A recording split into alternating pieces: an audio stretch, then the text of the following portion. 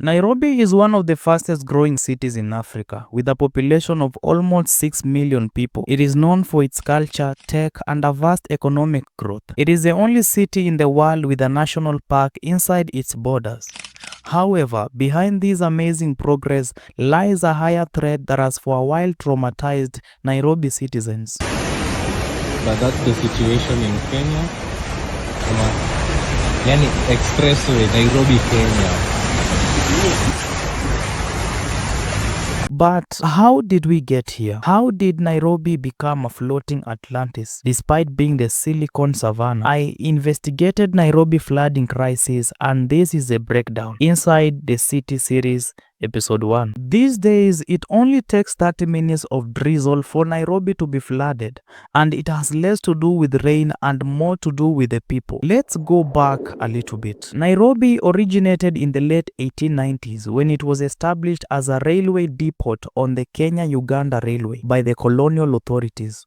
Initially, it went by the name Mile 327, but later named Nairobi, becoming the capital city after Mombasa due to its cooler climate. The name Nairobi means a place of cooler waters. As the city grew day by day after independence, the builders back then made a mistake that has haunted future generations. They lacked a proper urban plan, which did not foresee the factor of population increase. They built a city that does not exist now. Basically, Nairobi was built on a lie. And you may wonder, if the problem was just planning, then why can't it be fixed? What was the government doing? The floods you see in Nairobi are due to a combination of factors: outdated infrastructure, insufficient resources, and rapid urban expansion.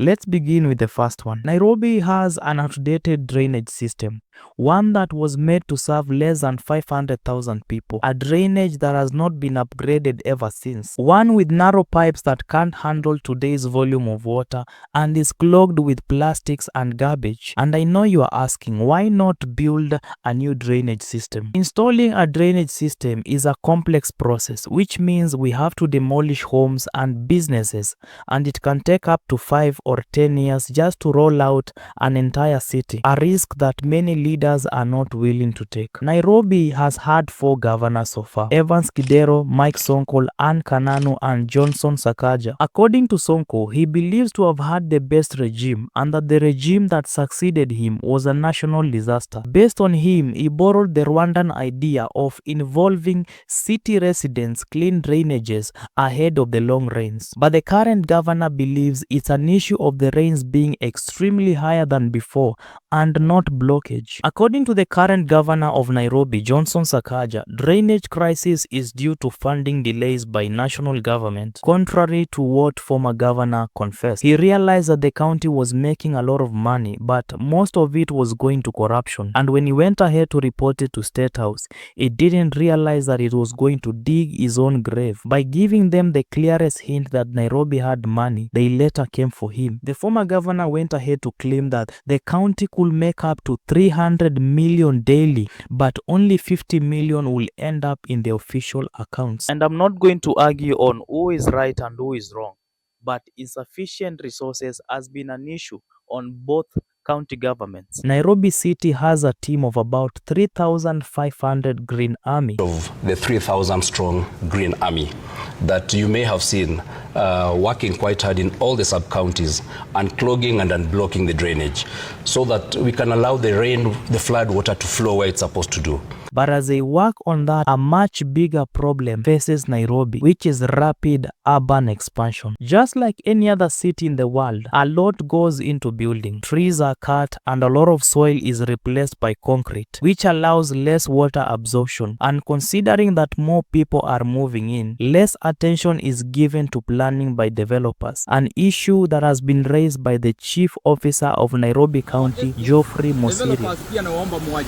Developers kindly fuata sheria, msiharibu barabara, msifungulie ile uchafu kutoka kwa development zenu mpeleke Dandora. Hakuna haja mwage takataka ama mchanga kando ya barabara. Hiyo ndio imefunga drainage system zetu za Nairobi. Kwa hivyo Nataka kuhakikishia But it's easier said than done. Many houses in Nairobi are built by contractors who are quick for results without care of where that water goes to. A mishmash of work that often lack direction and professionalism. It is very rare to find a plot in Nairobi and not see a blocked sewerage full of toilet papers, diapers, and contraceptives floating. You see, as much as the government plays a part, the people also play a part. It is common for Nairobians to wake up in the morning and the caretaker is complaining that someone threw pieces of ugali and githeri in the sink and it has blocked the drainage system. Most people only care if the water enters their houses. According to the failed presidential candidate Wajakoya, he claimed that he will change the capital city from Nairobi to Isiolo, an idea that was backed by experts, citing that more activities will be taken there to reduce the number of people here in town. But the idea never saw the light of day. So what's the way forward? Let me give you a true story. When I was a kid, I went to a local school and we would trek to school from Monday to Friday because a school bus was not necessary. We were around 11 to 14 years old by then. At times it would rain and we were forced to walk on these roads and bridges that were overrun with water. You could not refuse to go to school because African parents with education is something else. Otis, wingi wa mbu, ne? You will find many students drying their shoes outside the class on break time, and you are lucky if it does not rain in the evening. That was 10 years ago. The situation hasn't changed much. People have to go to work with wet feet if they can't afford to pay 30 shillings to be carried by these self-employed guys. So one day a friend of mine came to work late. It was so unusual of him to be late to work. So he was asked, why are you late? He said it's because of the floods. But something was unusual about him. He had bruises all over. So in my own free time, I went ahead and asked him, why did you come to work late? He told me it's because he had been attacked by a group of guys who made rules that anytime it rained in a particular bridge, people were supposed to pay 20 shillings to pass. When he refused to pay, they attacked him, took away his phone, and beat him up. This is something that happened when it was raining. So he had to come to work and he was beaten. We forgot about the incident after a while and life went on as usual. The same way Nairobians always forget that there is need for us to deal with this issue that has messed our city up. I hope that one day we are going to wake up and we will not have to worry about the rains. We will not have to worry about the floods that have taken away our properties. We don't have to worry about being victims to this flood. But until then, we will continue becoming victims of these floods until something is done. My name is Blender J and I'll see you on the next video. Make sure you pick it somewhere. It's somewhere here.